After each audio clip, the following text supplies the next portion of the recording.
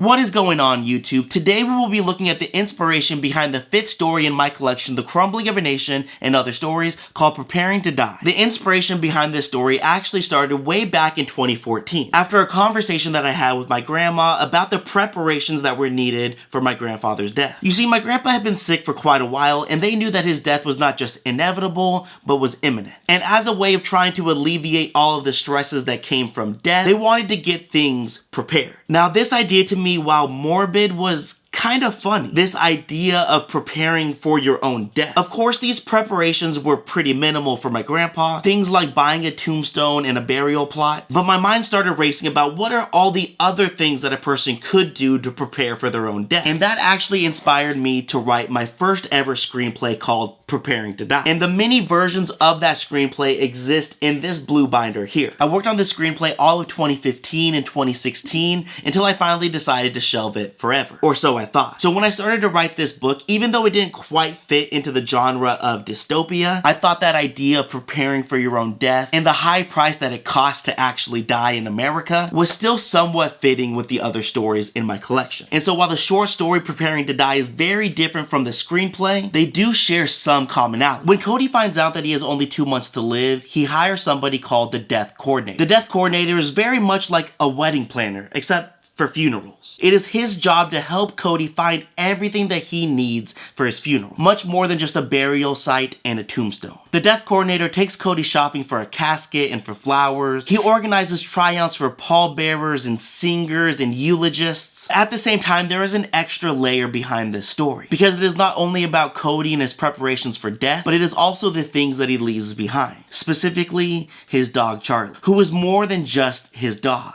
It is his best friend. In fact, in many ways, Charlie is Cody's only friend. Here is one excerpt from the story that I think properly shows its tone. The next few days were dedicated to the touring of local cemeteries. At each of the cemeteries, they were guided by a plot agent who showed them every section of the cemetery which had plots available. Each of the plot agents spoke lovingly about their cemetery, telling Cody all the things their cemetery had to offer that others didn't. They were expert salespersons, with pitches so well rehearsed, so perfectly written, that Cody had to fight the urge to buy every plot offered. This is the cemetery every person hopes to one day be buried in. The souls here are happier than even the souls up in heaven. I mean it. They often say, "No thanks, God, I'm good right here. This cemetery is all I need." And this area of the cemetery is typically reserved for people of extremely high regard. Presidents, national heroes, Nobel winners, star actors, and so on. But seeing that the death coordinator brings us so much business, I can probably get you in.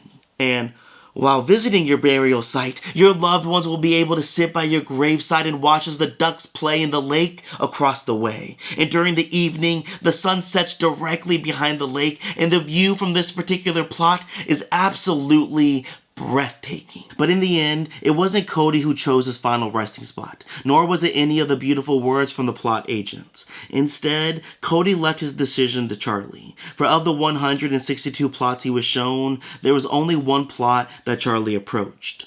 She gently kicked the dirt around it until it was warm enough. Then she nestled herself atop the little piece of metal that marked the location of the plot. Cody knelt down next to Charlie and petted her slowly. "You like it here, Charlie?" Charlie looked up at Cody with big round eyes. She didn't make a sound, but she did gently lick Cody's hand and wag her tail softly.